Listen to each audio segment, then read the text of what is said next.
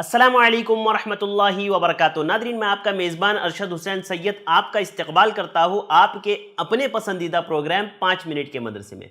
हमारा आज का पहला मौजू है कुरान। अल्लाह रब्बुल आलमीन ने फरमाया, अज़्ज़ानियतु वज़्ज़ानी फजलिदू कुल्ल वाहिदिम मिनहुमा मिअता जल्दतिन वला तअख़ुज़ुकुम बिहिमा रअफ़तुन फ़ी दीनिल्लाहि इन कुन्तुम तुअमिनून बिल्लाहि वल यौमिल आखिर वलियशहद अज़ाबहुमा ताइफ़तुम मिनल मुअमिनीन। अल्लाह रब्बुल आलमीन ने फरमाया, जिनाकार औरत व मर्द में से हर एक को 100 कोड़े लगाओ।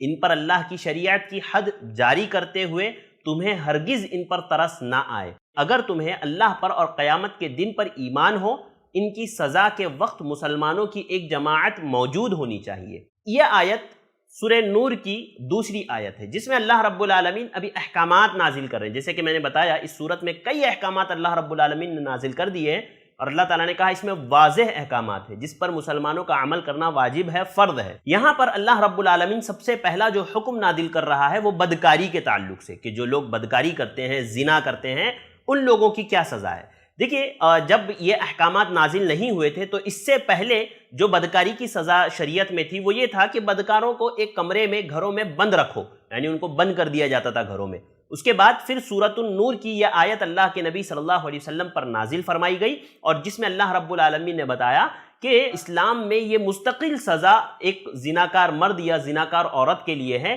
कि जब वो शादीशुदा अगर ना हो तो ऐसी सूरत में उनको जो है कोड़े मारे जाए, उनको कोड़े मारे जाएं, और जो शादीशुदा है उसके बावजूद अगर वो जिना करते हैं तो ऐसी सूरत में उनको रजम किया जाए, जानी और जानिया को। और देखिए, इसमें दूसरा जो चीज़ बयान की अल्लाह रब्बुल आलमीन ने वो ये कि तुमको इन पर तरस नहीं आना चाहिए जब आदमी हद नाफिज कर रहा है। देखिए, याद रखिए, ये हद का जो ताल्लुक होता है ना, वो इस्लामी शरीयत से होता है। कानून है, जिस बात का हमें हुक्म देता है, जिस पर चलने के लिए कहता है, उस तरीके से हम अमल करेंगे। वरना ये अगर इस्लामी हुकूमत है तब भी आप हद नाफिज नहीं कर सकते। वो हाकिम वक्त का काम है कि वो हद नाफिज करे। तो अल्लाह रब्बुल आलमीन ने इसमें ये कहा कि हद नाफिज कर रहे हो तुम, तो उन पर तरस आकर के हद को आप छोड़ ना दो, वरना किसी पर तरस आना ये फी नफ्सी ही ये इंसानी फितरत है। मिसाल के तौर पर कोई आदमी आपको परेशान दिखता है, कोई तकलीफ में दिखता है, तो आपको उस पर तरस आता है। ये तरस ये इंसान की फितरत है, इस पर गुनाह नहीं है, लेकिन तरस खा करके उस पर हद ही नाफिज ना की जाए तो ये अल्लाह रब्बुल आलमीन ने कहा कि ये गुनाह है और ये गलत है, लिहाजा ये काम नहीं होना चाहिए और हद उन पर नाफिज की जाएगी। और ये हद, याद रखिए, ये एक बहुत बड़ा जरिया है बुराइयों से रोकने का।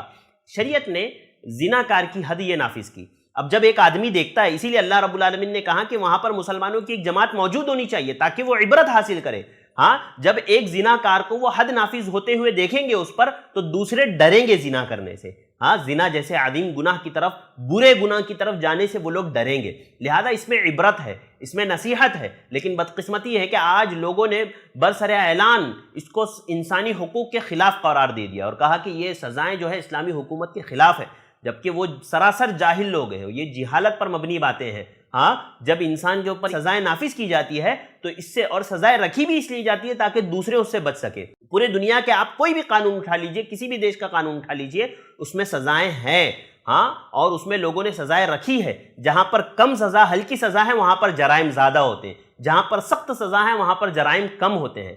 तो ये शरीयत का हमारे बहुत बेहतरीन उसूल शरीयत ने हमें दिया है कि जिससे एक अच्छा मुआशरा, एक बेहतरीन मुआशरा तश्कील होता है। इसके ताल्लुक से कुछ शान नुज़ूल है, वो इंशाअल्लाह अगले दर्स में हम लोग देखेंगे।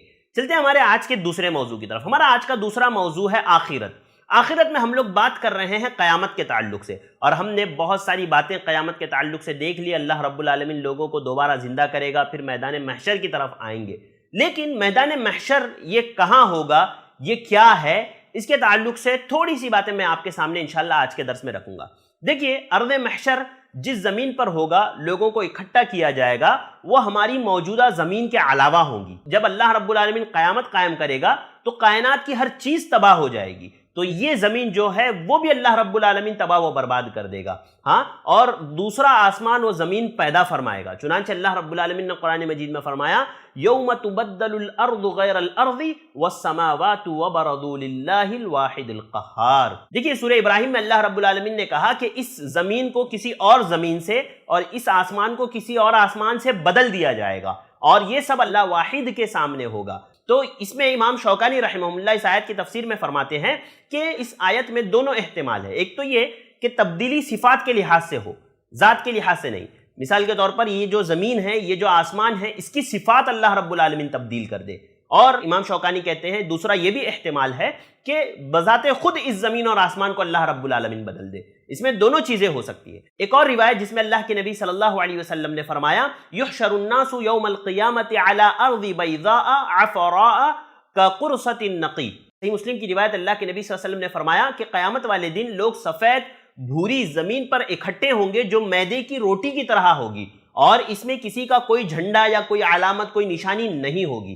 ہاں، تو اللہ رب العالمین جس زمین پر ہمیں جمع کرے گا تو اتنا یاد رکھیے کہ اس زمین کی صفات کو یا اس زمین کو اللہ رب العالمین تبدیل کر دے گا، جیسے اللہ رب العالمین نے کہا۔ اچھا، جب زمین اللہ رب العالمین بدلے گا تو لوگ کہاں ہوں گے؟ تو حضرت عائشہ کی روایت سے پتہ چلتا ہے اللہ کے نبی صلی اللہ علیہ وسلم سے انہوں نے پوچھا کہ جب آسمان و زمین بدل دیے جائیں گے تو پھر لوگ اس دن کہاں ہوں گے؟ تو آپ صلی اللہ علیہ وسلم نے فرمایا صراط پر، یعنی پل صراط پر ہوں گے۔ اور ایک یہودی کے پوچھنے پر بھی آپ صلی اللہ علیہ وسلم نے صحیح مسلم کی جو روایت ہے اس میں یہی فرمایا تھا کہ جب زمین اور آسمان بدل دیے جائیں گے تو اس وقت لوگ اس دن پل صراط کے قریب اندھیرے میں ہوں گے، یعنی اس وقت لوگ پل صراط پر ہوں گے۔ اللہ رب العالمین سے دعا کرتے ہیں اللہ رب العالمین مجھے اور آپ کو آخرت کی مکمل تیاری کرنے کی توفیق عطا فرمائے۔ اللہ رب العالمین مجھے اور آپ کو زیادہ سے زیادہ خیر کے اعمال انجام دینے اور برائی سے رکنے کی توفیق عطا فرمائے۔